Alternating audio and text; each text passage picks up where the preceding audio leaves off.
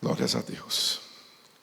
Amados, nós iniciamos o culto dessa noite orando no livro de Efésios. Nós vamos fazer menção novamente de 2 versículos do livro de Efésios. Efésios capítulo 5, verso 15 e 16. Diz assim, nós lemos: Portanto, vede prudentemente como andais, não como nécios, e sim como sábios, remindo o tempo, porque os dias são maus. Essa carta aos Efésios, meus amados irmãos, ela trata de temas maravilhosos da fé cristã. Eu vou dar um pano de fundo aqui antes, para os amados. Aqui, nessa carta, pequena carta, nós temos o mistério do Evangelho sendo esclarecido com muita profundidade. Nessa carta também nós estudamos sobre a plenitude do Espírito Santo, como o Espírito Santo age no meio do povo de Deus. Aqui também, nessa carta aos Efésios, tem recomendações maravilhosas para a família e também como nos prepararmos para as batalhas espirituais, com uma profundidade maravilhosa.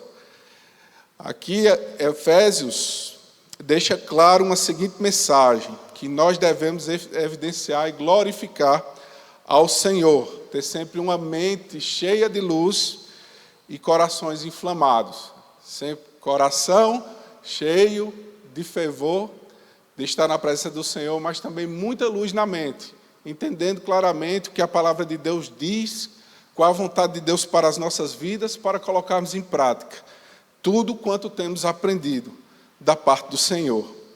Ela foi escrita pelo apóstolo Paulo em sua primeira prisão em Roma, que data cerca de 60 a 61 depois de Cristo, e ela nos exorta a refletir sobre 2 tipos de tempos. Existe uma palavra que significa tempo, que é cronos. E também a palavra de Deus se refere a tempo como sendo kairos.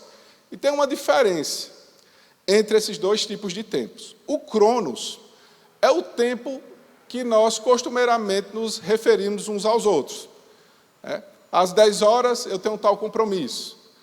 Amanhã de manhã eu estarei indo ao trabalho.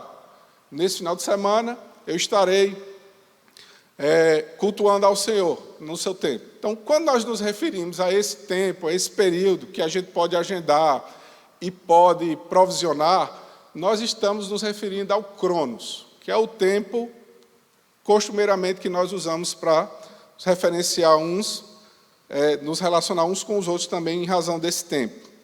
Mas tem também o tempo chamado kairos.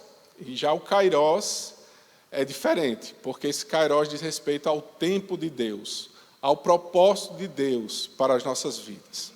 Então, esse é o kairos e é esse tempo que está sendo referido na palavra de Deus, para que saibamos diligentemente, cuidadosamente, cuidar desse tempo.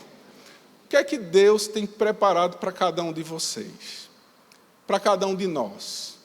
Quais são os propósitos de Deus para as nossas vidas? De que forma estamos glorificando e exaltando ao seu santo nome? São perguntas que são importantes, que precisamos fazer à luz do como temos vivido diante do kairos de Deus, diante do tempo do Senhor para as nossas vidas.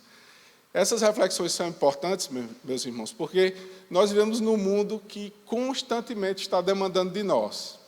Quando a gente para meditar um pouco na palavra de Deus, para ter um momento de comunhão, de adoração, um momento de a sós com o Senhor, de repente somos acometidos, ou chega até nós uma demanda, uma urgência, alguma necessidade que vai nos tirando esses tempos preciosos de estarmos na presença de Deus, próximo deles, para ter uma ideia do que Ele tem planejado, do que Ele quer e espera de nós. Não só na palavra de Deus, mas na comunhão também, como é importante o momento de comunhão. E esse texto, meus amados irmãos, ele nos traz a pensar sobre isso. sobre o que temos feito com esse recurso precioso, que é o Kairos de Deus para as nossas vidas. Será que estamos deixando esse recurso se esvair pelas nossas mãos e não estamos aproveitando com o máximo de potência possível das nossas vidas esse recurso precioso, esse tempo que Deus tem nos dado de oportunidades? E à luz do que eu vou expor nessa noite, meus amados irmãos, a gente precisa ter em mente isso. O Kairos de Deus, o tempo, o propósito de Deus para as nossas vidas. Como Ele está sendo cuidado por cada um de nós, como nós temos atuado durante o tempo do Senhor. Então, meus amados irmãos, à luz também de como temos lidado com o Kairos de Deus para as nossas vidas, nós precisamos meditar também em relação ao tempo. Por quê? Porque nosso tempo terreno, esse tempo de peregrinação que nós passamos aqui na Terra, ele é limitado, ele tem um fim. No máximo, dos melhores casos, nós viveremos até 100 anos, por volta de 100 anos, por ali.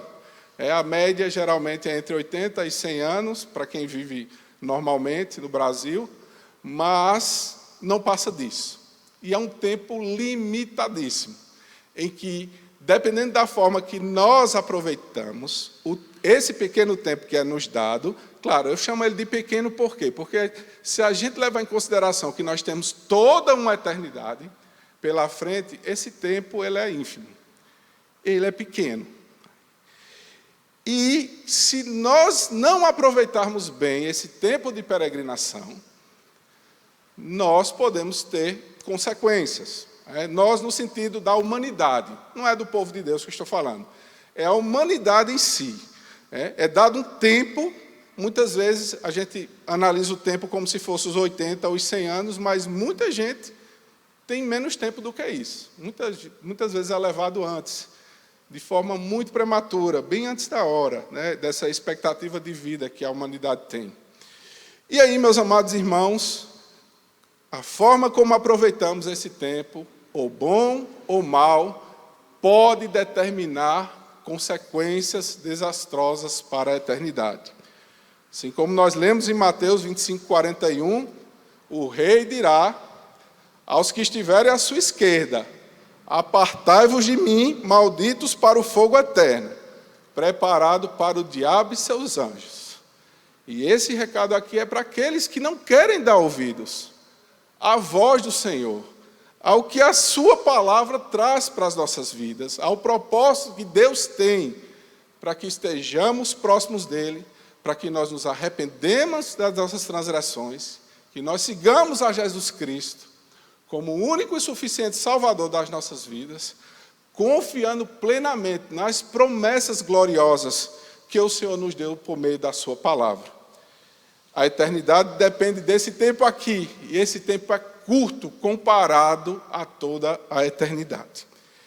Então, à luz desse pequeno prólogo, dessa expectativa de que o tempo é curto e muito do que vai acontecer daqui em diante depende de como bem nós aproveitamos esse tempo, vamos meditar acerca de uma das realidades que tem colocado em xeque, vamos dizer assim, tem sido bem desafiadora para o povo de Deus nesses últimos tempos, que é o uso exagerado e fazer o mau uso das tecnologias digitais que esse presente século tem oferecido como ilusão para os servos do Senhor, e muitos têm gastado esse tempo precioso, o Kairos de Deus, se deleitando nas propostas que esse mundo, repleto de ilusões, traz para as vidas do povo de Deus e também da humanidade como um todo.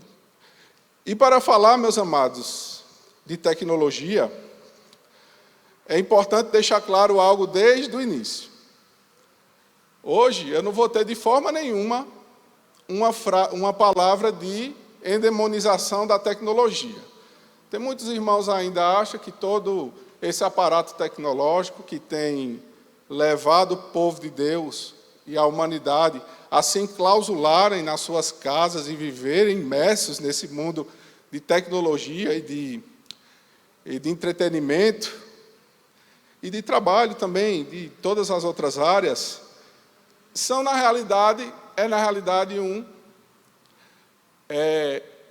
artefato, né, um recurso que o inimigo tem dado para aprisionar o povo de Deus. E, na realidade, não é isso. Nosso tempo é gerenciado por nós.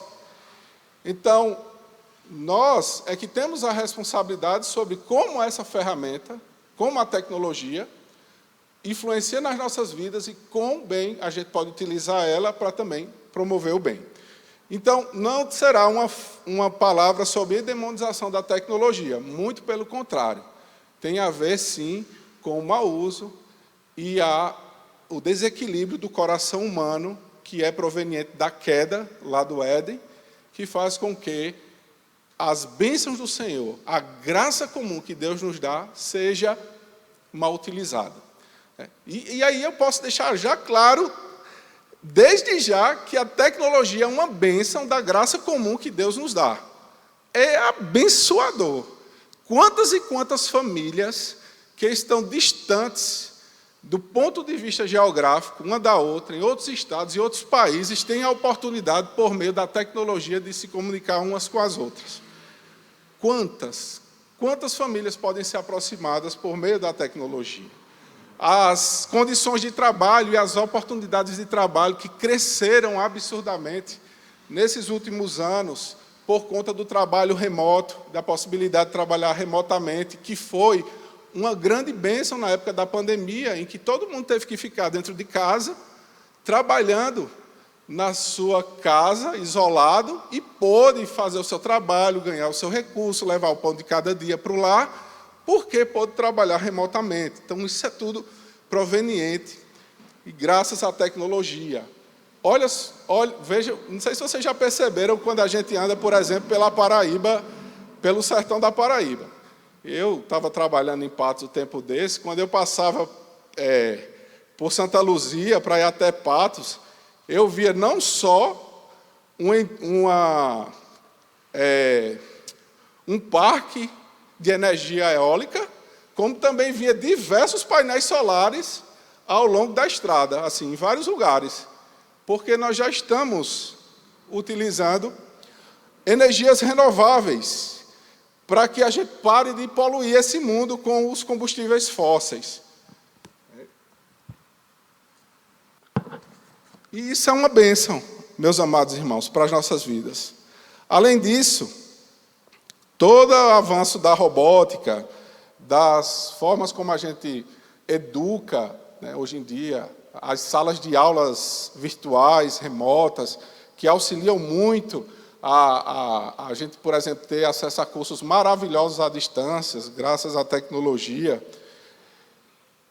E evidenciando que desde o começo, lá no Éden, quando Adão surgiu na terra, a primeira coisa que Deus fez com Adão foi o quê? Dizer regras, né? Falar uma regra, né?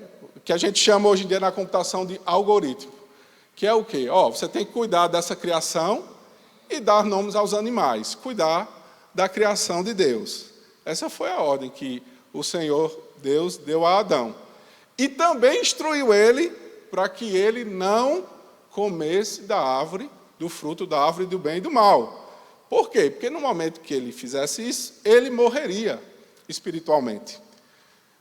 Então, desde o começo, Deus tem dado instruções, e para Adão obedecer ou não à instrução, as instruções do Senhor, ele precisava de pelo menos 2 recursos. Um era a memória, porque se ele ia nomear animais, ele tinha que decorar o nome dos animais para poder identificar qual era cada uma das espécies. E o outro, isso aí ele precisaria memorizar. E o outro é detectar padrões.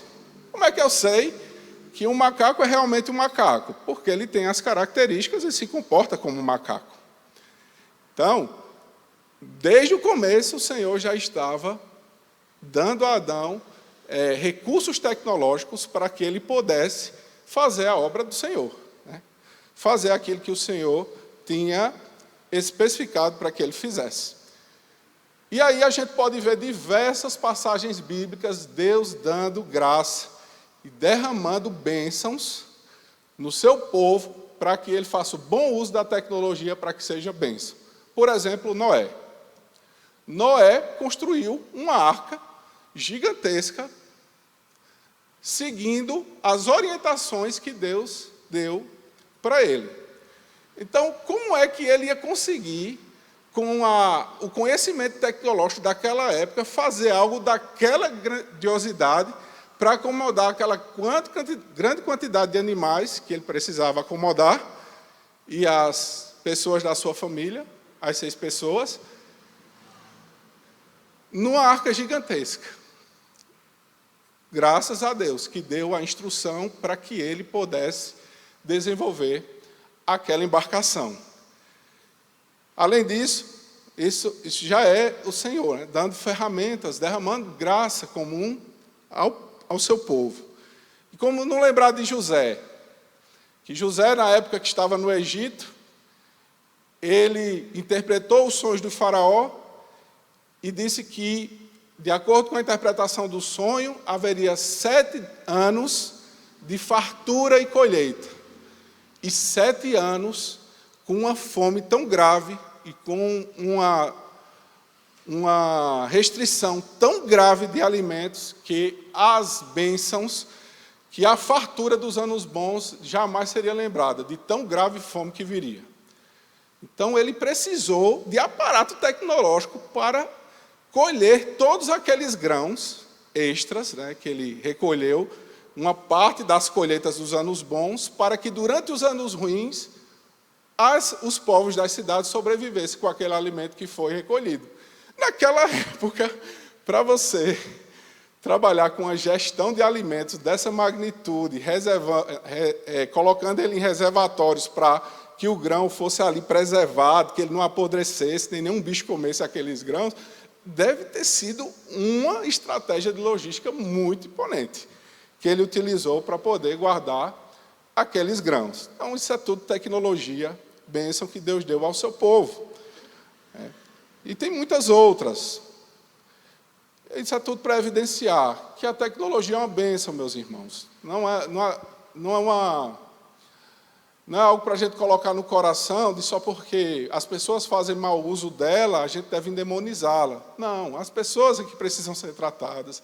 Elas precisam enxergar que tudo que é feito com excessos traz consequências, tem complicações. E nós estamos presenciando como o ser humano tem usado a tecnologia do presente século para trazer maldições e prejuízos para a sua vida. A palavra de Deus vai dizer, meus amados irmãos, que os homens desse último tempo, eles são cheios de dificuldades, cheios de problemas. E muitos desses problemas nós temos visto que vários deles são potencialmente estimulados por causa do mau uso da tecnologia por parte da humanidade. Olha só quantos problemas nós temos, principalmente relacionados aos meios de comunicação que nós temos uns com os outros. Nós temos problemas de exagerado compartilhamento de notícias falsas, de fake news. As eleições para prefeito estão chegando. E nós iremos ver dentro das redes sociais, muita notícia caluniosa, difamatória circulando. E o povo de Deus precisa estar atento a essas veiculações por meio das mídias digitais. Eu sei, há uma pesquisa que diz que 62% dos brasileiros não conseguem detectar fake news.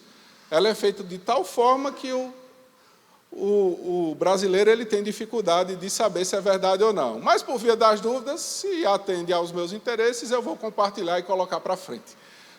E isso é muito complicado para nós que somos servos de Deus.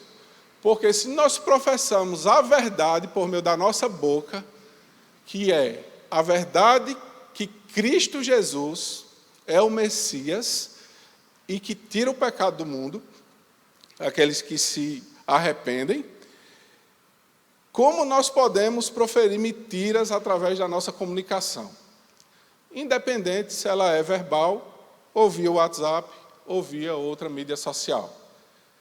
Nós precisamos ter cuidado com isso, para não sermos taxados de desinformantes ou propagar notícias de desinformação nas redes sociais. E todo cuidado é pouco quando recebemos essas mensagens e nós vamos encaminhar.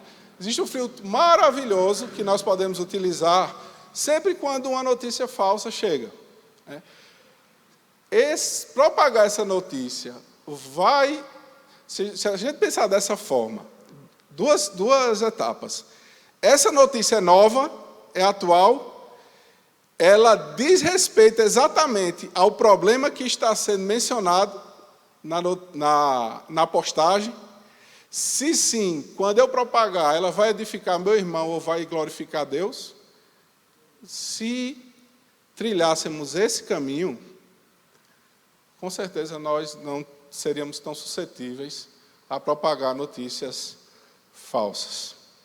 Precisamos tomar cuidado, isso é muito importante para as nossas vidas. Lembre-se que quando nós abrimos a boca para dizer que só o Senhor é Deus, nós estamos propagando a verdade, nós estamos falando a verdade, e nada pode macular essa verdade que nós professamos por meio da nossa boca, nada. Não há notícia que esse mundo veicule que possa comprometer a mensagem que nós trazemos no nosso coração, que o Senhor nos deu. Nada, meus amados irmãos. Além disso, isso é uma realidade difícil desses últimos tempos. É um nome novo, né? Fake news. É um nome novo para um pecado antigo, né? Que é o pecado da mentira, a quebra do nono mandamento, que é seríssimo, pode causar dificuldades espirituais graves diante do Senhor, se nós utilizarmos muito desse expediente, de propagarmos e falarmos mentiras. Outro problema que nós temos visto é o grande número de desavenças e confusões por meio das mídias sociais. Inclusive, servos do Senhor se degladiando a troco de nada, tratando o outro, o próximo, com palavras torpes, difamando, rebaixando porque ele tem uma visão diferente acerca de determinada situação, de uma determinada realidade desse mundo. E a palavra de Deus nos insta, meus irmãos, a sermos zelosos e cuidadosos uns para com os outros, tratarmos bem aqueles que nos cercam. E essa tem sido uma das realidades que temos vivenciado também. Os homens usando da tecnologia para expor o grande abismo de devassidão que tem no seu coração sobre os outros, felizmente. E outro problema muito difícil e que está diretamente relacionado com o texto que nós lemos e estamos meditando nessa noite, diz respeito ao uso exagerado das mídias sociais. Nós temos observado, meus amados irmãos, que da forma como as redes sociais são projetadas e construídas para cada vez mais aprisionar e trazerem pessoas para estarem interagindo com aquele ambiente, nós vamos ver que cada vez mais as pessoas estão mergulhando em uma situação de imersão dentro do ambiente virtual e se esquecendo das coisas reais, das coisas que são importantes para as nossas vidas, como a proximidade com os nossos entes queridos, com os nossos irmãos, o aperto de mão, o abraço, a consideração, e o egoísmo vai tomando conta das pessoas que se enclausuram e imergem dentro desse ambiente, do ambiente virtual, do ambiente tecnológico.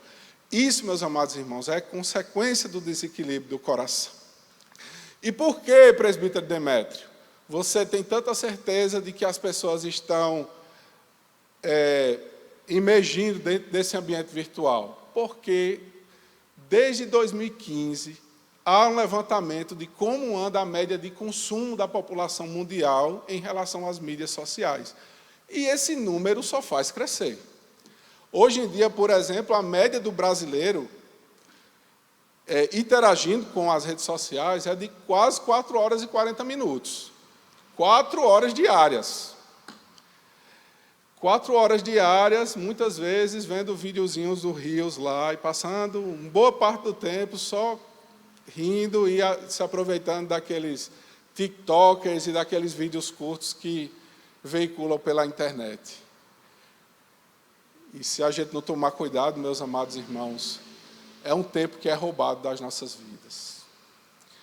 É um tempo que a gente poderia estar se aproximando mais do Senhor, ouvindo mais da sua palavra, se capacitando mais em sermos servos mais diligentes diante do Senhor. E esse tempo vai sendo consumido pelas mídias sociais. Claro que eu não estou advogando pela proibição. Longe de mim, lógico que não é essa a realidade. Mas é do equilíbrio. Se, à luz da ciência, nós sabemos que a partir de 2 horas de uso diário de uma tecnologia digital, isso faz mal para as nossas vidas, porque é o que as pesquisas apontam, o número mágico, meus amados irmãos, é 2 horas. Passou de 2 horas diárias, a pessoa que investe tempo nas mídias sociais, elas passam a ter problemas, não só do ponto de vista espiritual, mas também do ponto de vista físico. Elas são mais propensas a serem obesas, mais propensas a serem ansiosas, mais propensas a entrar em quadros depressivos. Por quê? Porque quando nós estamos interagindo com as redes sociais, há, inegavelmente, uma sensação de prazer sendo derramada o tempo todo. Que os neurotransmissores da alegria, da felicidade, como a dopamina, por exemplo. Então, quando você dá uma risadinha de um vídeo daquele, que você tem aquela sensação de prazer, aquilo vai estimulando seu cérebro a estar cada vez mais interagindo com aquele tipo de conteúdo que as mídias sociais oferecem. E aí você vai vendo o outro, vendo o outro, vendo o outro, e o seu próprio cérebro é quem condiciona. Olha, esse negócio é bom, isso aqui é digno da gente passar a noite toda vendo esse tipo de conteúdo. E aí está o perigo, a falta de equilíbrio. 2 horas é o tempo médio que os estudos apontam que é uma zona segura de interagir com as mídias sociais, interagir com os outros, para que não haja problemas do ponto de vista físico, também à luz da palavra de Deus, do ponto de vista espiritual. Demetrio, e a pessoa que trabalha 8 horas por dia, 12 horas por dia se comunicando pelo WhatsApp? Lógico que é trabalho, é pão para levar o pão de cada dia, é uma situação diferente, onde ali a pessoa está trabalhando, não está tendo sensação de prazer, de entretenimento, é uma outra realidade. O que eu estou colocando diante dos irmãos é o excesso de entretenimento por meio dessas mídias sociais, que é perigoso. Tá? Teve uma notícia ainda desse ano que o governo chinês limitou o uso para crianças e adolescentes dos dispositivos eletrônicos, das telas, a 2 horas diárias. Já é influenciado por esses estudos que apontam para esse número, 2 horas diárias. E por que a China fez isso? Que é uma pergunta que você faz. Não, Demetrio, aí deve ter alguma jogada de marketing, alguma coisa que a China está querendo proibir e por isso que está colocando essa restrição. Eu fui a fundo. A preocupação do governo era com a capacidade intelectual das crianças, quando se desenvolvessem, se elas iriam continuar produzindo a tecnologia de ponta que a China hoje em dia carrega, em termos de despontar enquanto produtora de tecnologia de ponta no mundo. Como é que estariam as mentes das crianças que estariam trabalhando no desenvolvimento tecnológico daqui a um tempo, se elas continuassem gastando horas e horas, horas a fio, deleitadas dentro dos prazeres que as telas, que as mídias sociais e os jogos promovem. E o ponto é, meus amados irmãos, essa atitude do governo chinês fez com que grande parte das empresas de tecnologia do país, principalmente as produtoras de jogos, tivessem uma queda em suas ações rapidamente. Houve perda de dinheiro por causa dessa decisão. Claro, se o governo está limitando o número de horas que as crianças e os adolescentes passam interagindo com as telas, obviamente, o número de consumo, o consumo de produtos que essas big techs produzem ia diminuir. Mas acabou, meus amados irmãos, que ficou por isso mesmo, né? É um projeto de lei que está sendo trabalhado para virar realidade lá, e isso tem que chamar a nossa atenção.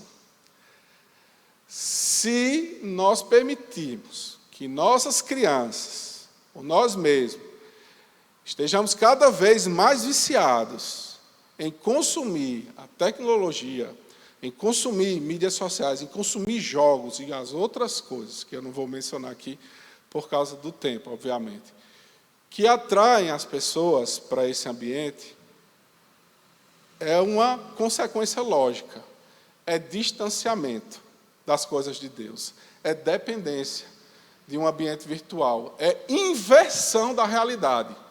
Inversão da realidade. Por que eu digo que é inversão da realidade? A gente vai deixar de viver no mundo real, com pessoas reais, lidando com problemas reais, para preferir o mundo virtual, que é menos complexo do que o real. E assim, não é um termo, inversão da realidade, que veio da minha cabeça, que eu estou compartilhando com os irmãos dessa noite. Já é uma tendência mundial a criação de universos virtuais, para que as pessoas possam entrar nesses universos e viverem a vida como desejam dentro deles, sem a necessidade de preocupação e obediência com as leis que regem a sociedade, que regem o homem. E a gente pode ver isso já numa mudança bem simples que teve nesses últimos tempos. E antigamente nós conhecíamos, né, o Facebook, que a marca era Facebook, de repente ela mudou de nome. Quem é que sabe o nome que ela mudou? Ela foi para a Meta. Por que foi para a Meta? O que é que esse Meta tem a ver?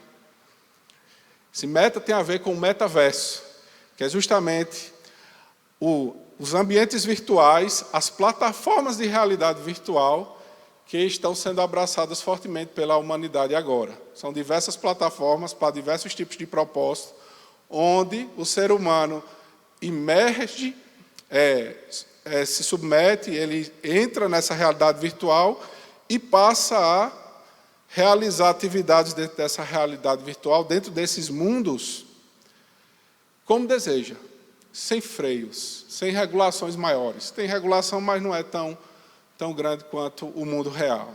E ali eles podem dar margem e vazão a todas as concupiscências, todas as vontades, todos os desejos do seu coração, e podem entrar por aquela imensidão de possibilidades que o mundo virtual oferece. Então, metaverso é uma tecnologia que permite com que o ser humano possa ter um avatar representado no ambiente virtual e ali ele possa interagir com outras pessoas por meio de um avatar, uma representação da pessoa no mundo virtual. Então, hoje em dia, nós temos os óculos de realidade virtual, que o ser humano coloca o óculos, entra na realidade virtual e ali consegue realizar atividades com outras pessoas. Não diferente disso, né, já estamos nos aproximando de mais ou menos 1 milhão de usuários que utilizam as plataformas do metaverso. Algumas igrejas também decidiram realizar iniciativas no metaverso. Foram ali no ambiente virtual, instalaram seus templos, denominações inteiras, dentro da realidade virtual, e ali também fazem com que as pessoas que estão utilizando essas plataformas possam se ajuntar também e adorar a Deus naquele ambiente virtual. Obviamente, quando essas ações começaram a acontecer, a igreja brasileira também fez suas reflexões sobre o que é legítimo e o que não é legítimo que ocorra dentro desse ambiente virtuais em termos de igreja. Mas vejam, o ponto é que há uma parcela daqueles que professam ao Senhor Jesus como único e suficiente Salvador, de que ali é saudável cultuar o Senhor, de que estar no ambiente virtual é interessante, é propício. E aí a gente faz diversas reflexões acerca dessa realidade. Será que essa realidade é algo bom, que vai trazer benefícios para a igreja do Senhor Jesus mundialmente? Ou é mais um engodo? Algo para atrapalhar, algo para escarnecer da fé que professamos. Então, algumas reflexões foram feitas já sobre isso. Nós temos hoje, para que os irmãos saibam, uma denominação inteira trabalhando no ambiente virtual, que é a VR, que é Virtual Reality, VR Church. Essa igreja ela é americana e ela funciona exclusivamente no metaverso, no ambiente virtual. Tanto as cerimônias que são feitas pela igreja, todas elas são virtuais, inclusive o batismo e a ceia do Senhor. Então, como é isso? Como é que funciona isso, Demetrio? Então, você entra com o seu óculos de realidade virtual no ambiente, você tem um avatar que você controla as mãos dele dentro do ambiente, e ali é dado o cálice de uva e o pão, virtualmente, né? Dentro do ambiente virtual, dentro daquele cenário de jogo, vamos dizer assim, para facilitar o entendimento. E ali há a ministração da ceia e eles tomam virtualmente. A mesma coisa com o batismo. Tem na igreja, na Virtual Church, que é de origem batista, ela tem uma piscina virtual em que o idealizador da igreja, lógico, imerso no ambiente virtual, também realiza batismos nessa piscina. Aí você pergunta, como é isso, Demetrio? A pessoa está lá com óculos virtual de casa e o pastor, né, está lá batizando o avatar. Isso tem validade? Então, tem diversas discussões sobre isso, né? Sobre a validade, à luz da palavra de Deus, sobre essas cerimônias, como o batismo e a ceia do Senhor, né? Grandes problemas já é possível de serem vistos só de cara, nesse tipo de abordagem. Primeiro, porque se a gente for à luz da palavra de Deus,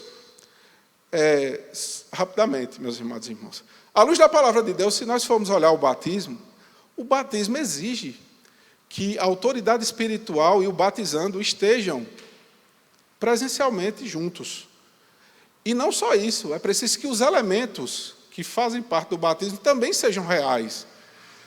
Porque se a gente for olhar para a palavra de Deus, quando a gente lembra do Felipe e eunuco, Filipe estava explicando a palavra de Deus, Isaías, ao eunuco, e quando ele estava explicando, o eunuco creu e disse, eu quero ser batizado. E o que foi que aconteceu? Quando o eunuco creu e quis ser batizado, o que foi que aconteceu?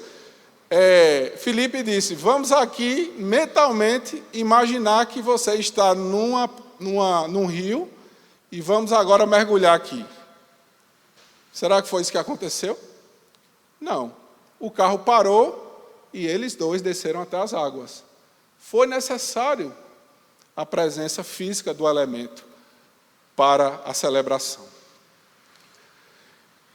Isso é só um dos exemplos, tá, meus amados irmãos, de como as pessoas têm investido. Embora que há uma grande parcela da população que entende que seria útil, seria de grande relevância para a igreja de Deus, se no metaverso houvesse ações de evangelismo, projetos missionários, levar a palavra de Deus até aqueles que provavelmente não frequentariam uma igreja física, se tivessem que assim, por espontânea vontade, ir até um templo para entender como é que funciona. Não, ele está lá na realidade virtual e um processo de evangelismo pode ser feito lá, mas um evangelismo que desague na realidade. E não que tenha o fim em si mesmo a era virtual, o ambiente virtual. Então, assim, há já pensamentos nesse sentido de que projetos missionários, avanços missionários dentro do ambiente virtual seria salutar, interessante para a Igreja de Deus, desde que desague na igreja real, onde nós podemos participar dos sacramentos e da comunhão com os santos, que eu nem falei sobre a comunhão, que é algo importantíssimo da Igreja do Senhor, que os irmãos estejam em comunhão com Deus e uns com os outros, para que essas cerimônias elas sejam autênticas, chanceladas à luz da palavra de Deus. Amém, amados?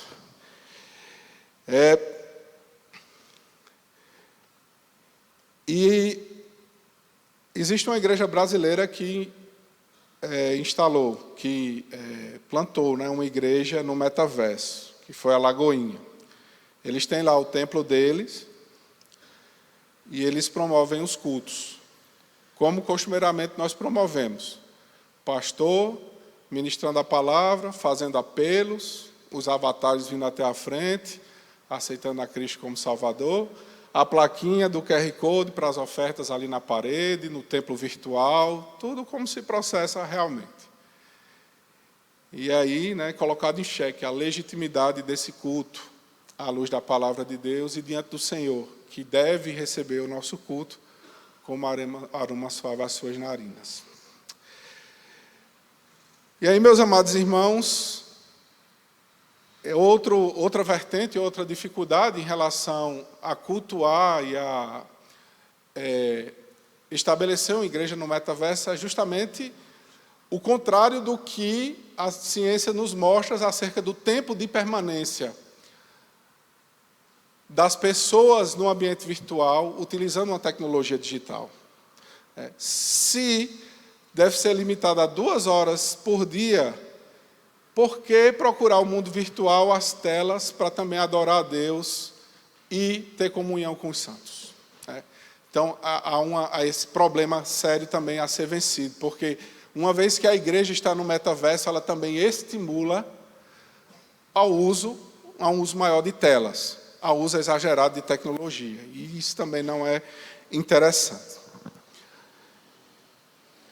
E aí, meus amados irmãos, nós, diante de toda essa realidade virtual e de todas essas ofertas que nós temos, até para o povo de Deus, que é possibilidade de culto no ambiente virtual, não só as outras coisas que nós temos acesso, mas também a possibilidade de culto. Que reflexões nós podemos fazer acerca do tempo? De como nós estamos usando o tempo?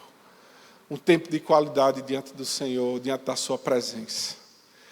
Porque, meus amados irmãos, é importante mencionar que essas ações e esses desvios da humanidade estão todos profetizados à luz da palavra de Deus.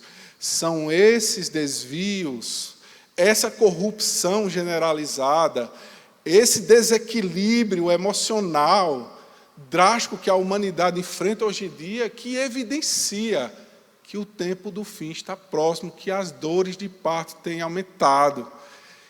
E nós precisamos, meus amados irmãos, nesses últimos momentos, continuar lá, como o presbítero Ademir falou, com as nossas lamparinas, com a reserva cheia de azeite, e nós só vamos conseguir isso com presença do Senhor nas nossas vidas, nos aproximando, dando ouvido ao que diz a sua palavra, estar lá no secreto do nosso quarto, ao invés de passar noites a fios, mergulhados naqueles videozinhos de TikTok e de outras marcas que se tem lá, mas prostrados diante do Senhor, buscando Ele em oração, buscando Ele de todo o coração.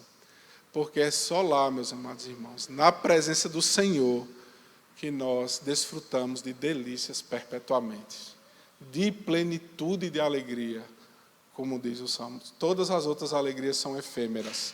Pode provar, Todas são efêmeras. Nenhuma satisfaz o abismo existencial que nós temos dentro de nós. Nenhuma preenche como Jesus preenche o vazio que o homem tem.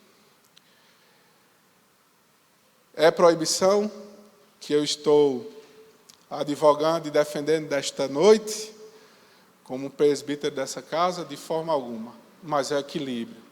Que venhamos a ouvir o que diz a palavra de Deus. Vamos ler novamente? Abra o livro de Efésios, capítulo 5. Efésios, capítulo 5. Efésios, capítulo 5, verso 16. Como é importante para esses últimos dias esse verso, meus amados irmãos. Remindo o tempo, porque os dias são maus. Vede prudentemente como andais, não como os nécios, e sim como os sábios, remindo o tempo, porque os dias são maus. Se procurarmos na palavra de Deus alguém que soube remir o tempo muito bem, esse foi Neemias. Neemias é um exemplo de alguém que soube remir o tempo, de alguém que enfrentou uma grande oposição. Ele estava diante de uma obra extremamente desafiadora. E não só a obra era desafiadora, como também a oposição que se levantou contra ele. Mas porque ele foi diligente, cuidadoso, em relação a tudo que o Senhor pusera no seu coração para fazer, ele conseguiu, graças à bênção do Senhor, realizar essa obra em um tempo muito rápido. 52 dias para a reconstrução das muralhas e dos portões de uma cidade do tamanho de Jerusalém. Que não temos tempo de fazer uma meditação acerca desse gerente de recursos, desse gerenciamento de recursos tão preciosos que Neemias traz por meio da sua palavra, mas foram diversas tentações. O inimigo tentando de todas as formas atrapalhar e se colocar como um empecilho para que a obra do Senhor fosse feita. Mas ele era diligente. Ele era diligente com a oração, era diligente com a leitura da palavra. Ele era diligente com as coisas do Senhor. Foi grandemente abençoado e pôde concluir aquela obra. Meus amados irmãos, essa é a reflexão e os estudos que eu gostaria de compartilhar com os amados irmãos nessa noite. Logicamente, não fui exaustivo em relação a todas as formas de mau uso que a humanidade tem praticado com a tecnologia digital. Poderíamos aqui passar mais 1 hora tranquilamente falando delas. Mas é um tempo de reflexão para as nossas vidas. O que nós temos feito com o Kairos de Deus? Nós temos um propósito. O Senhor tem um propósito na vida de cada um dos amados irmãos. Não estamos aqui nessa noite por acaso. E nós precisamos aproveitar esses tempos que o Senhor tem para cada um de nós. Porque daqui a pouco Ele volta. Eu mesmo anseio muito. Anseio muito pela volta do Senhor Jesus. Daqui a pouco Ele vai voltar. E a gente vai com Ele, meus amados irmãos. A gente não vai ficar, não, nesse mundo, não. A gente vai com o Senhor Jesus, glorificado por toda a eternidade. E será um prazer indescritível, maravilhoso para as nossas vidas. Amém? Glória a Deus pela sua maravilhosa palavra.